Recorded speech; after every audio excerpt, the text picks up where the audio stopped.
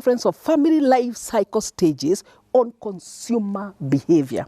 Family plays an important role in influencing consumer behavior.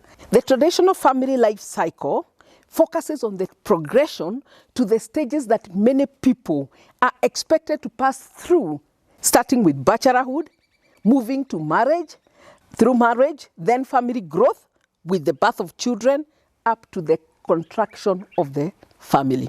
So stage 1 is bachelorhood. A lot of people are fit in this group. This includes young single adult men and women living alone, apart from their parents. Some are likely to be in college, while others are newly employed, and others are just hustling. So people in this stage of bachelorhood tend to spend their income on basic household items, clothing, entertainment and accessories, and things like that. And of course, they spend money on sports, gym. When they start planning marriage, of course, everything changes. Engaged and soon-to-be married couples are targeted by wedding planners, event venues and entertainers, photographers, MCs, and all those businesses that help support a couple in organizing a marriage. Today, there are so many reality TV shows also that target this group. The wedding industry has become a multi-billion shilling market. The second stage is honeymooners. These are young, recently married couples. The honeymoon stage basically starts immediately after marriage and continues up to the point when the couple gets a first child. They start looking for household goods, bedroom furniture and living furniture. They may look for home appliances, curtains, dishes and utensils to set up a house. The third stage is parenthood. These are married couples with at least one child living at home. When a couple gets a first child, the honeymoon period ends in all practical purposes. We say the honeymoon is over the minute the child comes. They enter parenthood stage, and this stage of parenthood lasts a very long time. For some people, more than 20 years, for some even more, depending on the number of children, the spacing, the timing, and all that.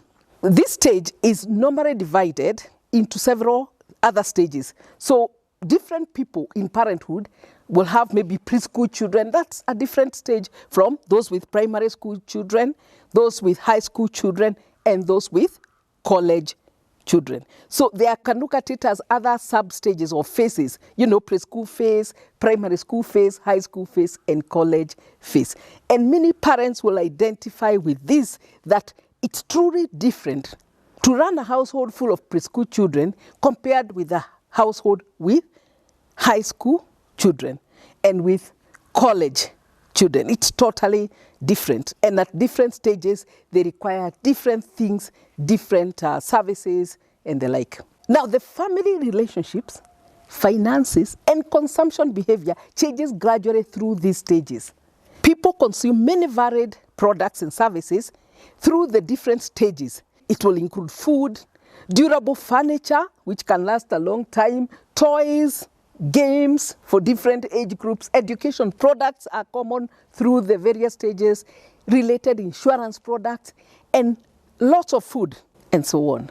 Clothing is another one because the children are growing and they grow so fast and keep leaving behind the clothes. Stage 4 is post-parenthood.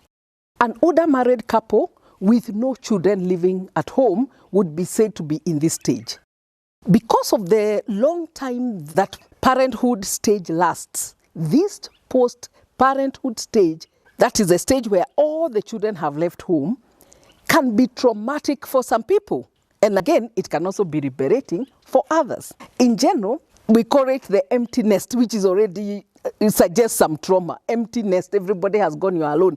Is a stage where parents are basically left home alone.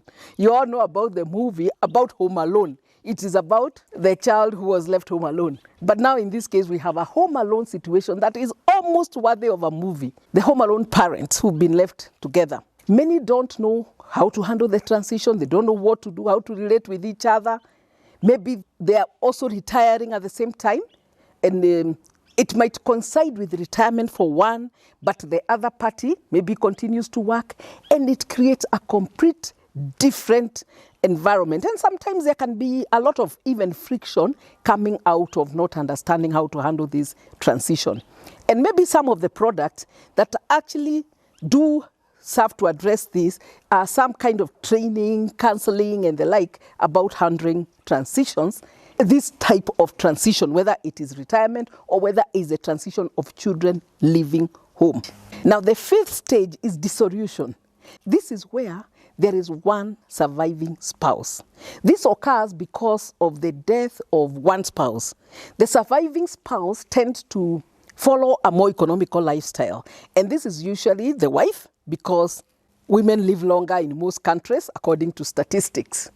Many surviving spouses seek each other out for companionship, while others enter into other marriages. This is, of course, not very common in Kenya, but it's now happening. It's beginning to happen. Now, classification of families by stage in family life cycle provides valuable insights into family consumption-related behavior and gives marketers an insight into how to serve different segments around this family life cycle stage. Now, dynamic socio-demographic changes in society have resulted in many non-traditional stages that a family or non-family household might pass through. For example, childless couple or couple marrying later in life, or single parents and married couples living together and the like. Single person households have also grown in the last few years. And so all these are stages that require different attention, and marketers cannot ignore them either. These kinds of living arrangements are becoming increasingly important for marketers in terms of specific market niches. To sum up, we have looked at the 5 stages of the family life cycle and the related consumption habits and the opportunities for marketing. I hope we are able to identify which stage we belong to and to learn something useful about it. Comment below about what you think around this whole issue. So the stages are Bachelorhood, Honeymooners, Parenthood, Post-Parenthood, and Dissolution, full stop. Thank you for staying with me. Do like this video and share it with other people who you think might benefit from it. We all belong to families, and we all belong to one of those stages. And there is something definitely that we can learn from this. So thank you and best wishes. We all need to elevate our mindset at this time.